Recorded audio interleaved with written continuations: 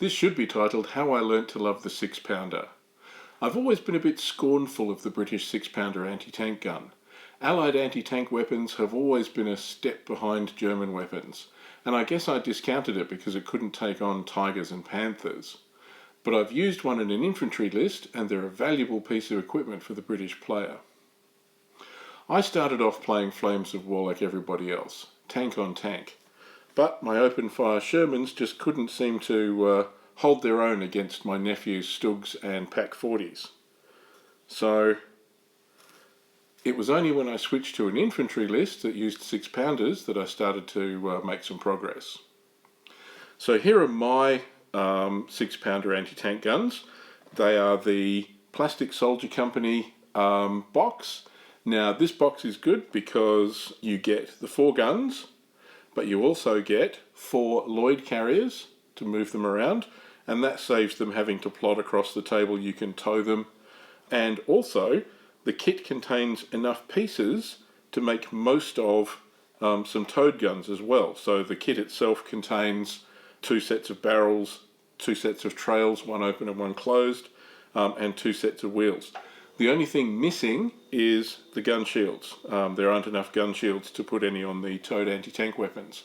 However, one suggestion that I've seen online is that you use cardboard and mock up some gun shields and then use painted tissue paper as tarpaulins. And that way you can simulate the towed guns as well. So all in all, that makes the Plastic Soldier Company kit a great way to get started. Now, 4 guns is good, but there are some lists that allow you to have 6 guns, and that can give you an awful lot of firepower on the table. Let's look at the weapon stats. The Ordnance Quickfire 6-pounder anti-tank gun is classed as a medium gun team. Its range is a modest 24 inches or 60 centimetres, so it's outranged by quite a few opposition weapons, but there are ways to deal with that. The stat that should catch your eye is the rate of fire. 6-pounders have a rate of fire of 3, so if you dig them in and plug away, you get a serious advantage in weight of fire. Rolling that many dice is a pretty intimidating thing to do to an unsuspecting opponent. A 6-gun platoon also means that you have to lose a lot of teams before the unit starts making morale checks. Early 6-pounders have an anti-tank rating of 10, which is borderline for dealing with Panzer IVs and Stugs, but really starts to struggle on heavier German tanks. Some lists have late 6-pounders with an anti-tank rating increase to 11, reflecting the introduction of armour-piercing discarding sabot ammunition. So with this anti-tank rating, you'll be looking to place guns to get flanking shots on heavier German tanks, or using them to stop armoured assaults on objectives. If the units aren't pinned, that many AT-10 or 11 into side armour and defensive fire will make even heavy tanks think twice. Once again, the German guns have the edge with firepower. The 6-pounders 4+ is just that little bit less lethal than the Germans 3+ for their 7.5 centimetre anti-tank guns. 6-pounders are also a lot cheaper points-wise than going for the more capable 17-pounders. So the 6-pounder isn't going to be your go-to weapon for dealing with Panther and Tiger lists, but they give British infantry the capability to defend themselves against armoured assault. One of the most effective ways to use them is to dig them in with some infantry to defend an objective.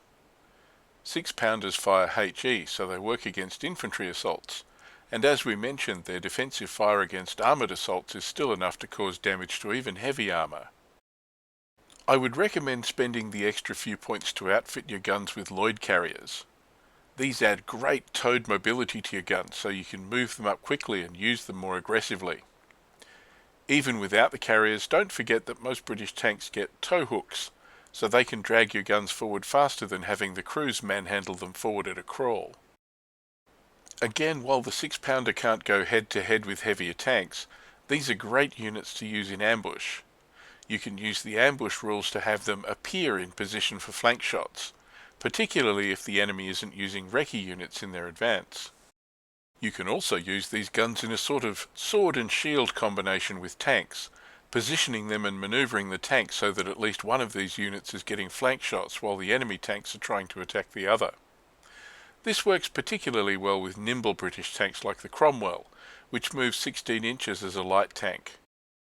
Even without the tanks, skillful positioning of the guns with terrain should allow them to provide each other with mutual support, so attacking one gun exposes the attacker's flanks to another one. Again, the numbers in a 6-gun platoon would be a big benefit here. So the underrated 6-pounder has earned a place in my British lists.